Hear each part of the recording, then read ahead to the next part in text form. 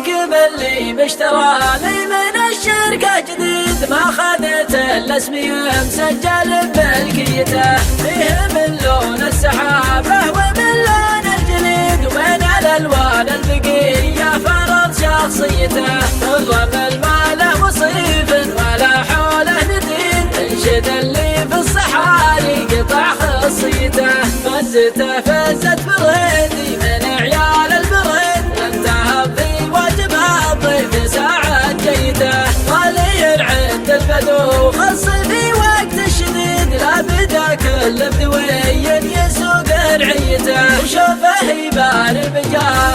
في رعي جديد، يتبع الشاعر للابداع في قافيته، والديار الدهل راعيه لكنه عنيد، لا نوى بالطيب ما عاد غير نيته، لو قرا اللي وسط صدري درى شبحي بعيد، والله مطمع في ابن عمي ولا ماليته، شاعر ما الله خلقني يتاجر في القصيد، وكل شاعر له اسلوبه ولحنيته، لو عرضت ابيات شعري لملك الرصيد، كان قالوا الناس يا حظه بمكيته، جعل ما تعسر وجعلك ذخر يا ابو سعيد، والسنافي ذي فعوله وذي ماريته، والله ما ابغي الا سلامتك يا الحر العديد، صاحبك من عقب مدتك ربي ميته، الجمايل تكسر ضلوع من ضلع حديد، ما تضيع الا لياجات